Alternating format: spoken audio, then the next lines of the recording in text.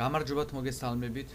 დღესაც ვაგრძელებთ ფრიზბის შესახებ საუბარს, როგორც დაგვირდით, დღევანდელ გაკვეთილზე ვისაუბრებთ ფრიზბის ძირითად ტექნიკებზე, რომელიც გამოგადგებათ მეგობრებთან სათამაშოდ.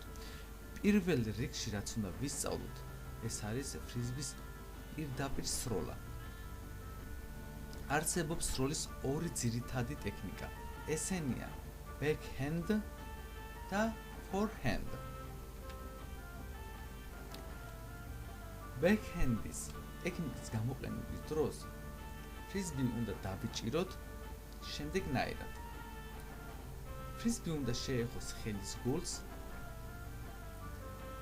ცერათით უნდა დავადოთ ზემოდან, საჩვენებელი თითი უნდა შეეხოს ფრიზბის რკალს, დანარჩენი თითებით კი ვიჭერთ ფრიზბის ქვემოდან.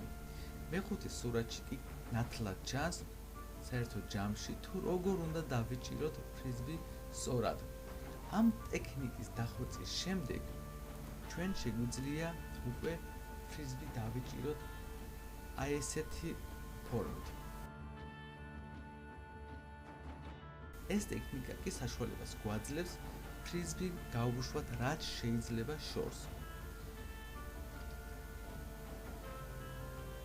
რაც მთავარია ბექჰენდის ტექნიკის გამოყენების დროს, ანუ სროლის დროს, ჩვენ უნდა ვიდგეთ გვერდითი პოზიციით მეწყვილისაკენ. მოდი ვნახოთ მცირე ვიდეო, რომ კარგად აღვიქვათ ბექჰენდის ტექნიკა.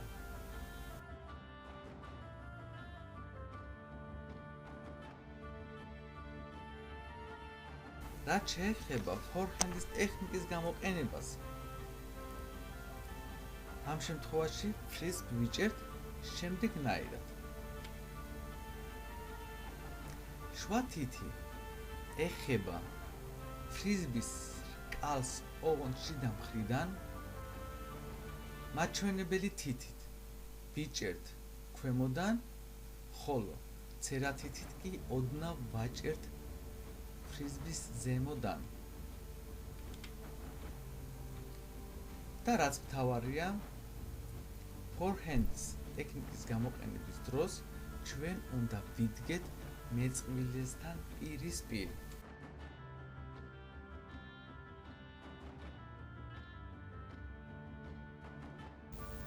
კიდევ ერთხელ ვიმეორებ, ბექჰენდის გამოყენების დროს დგებით მეწყვილესთან გვერდითი პოზიციით, ხოლო ფორჰენდის გამოყენების დროს დგებით მეწყვილესთან პირისპირ. რაც შეეხება ფრიზბის დაჭერას, პირველ რიგში უნდა ვისწავლოთ ორი ხელით დაჭერა. მთავარია ნასროლი ფრიზბის არ შეგვეშინდეს და როგორც სურათზე არის ნაჩვენები, აი ამ ფორმით დავიჭიროთ ნასროლი ფრიზბი.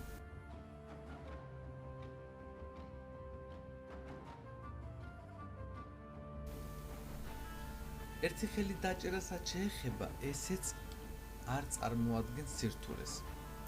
ოღონდ უნდა გავითვალისწინოთ, რომ თუ ფრიზბი მოფრინავს წელს ზემოთ, მაშინ ვიჭერთ როგორც არის სურათზე ნაჩვენები. ანუ პირველ სურათზე თუ დააკვირდებით, ცერათითი იყურება ქვემოთ, მეორე სურათზე იყურება ზემოთ.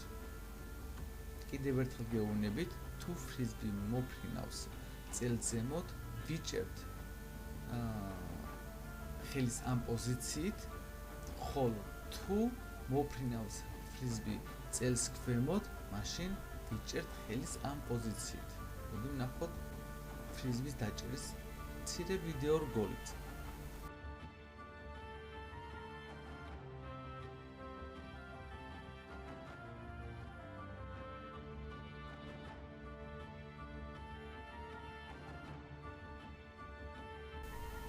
მე კი აქ დაგემშვიდობებით, კარგად იყავით, მომავალ შეხვედრამდე.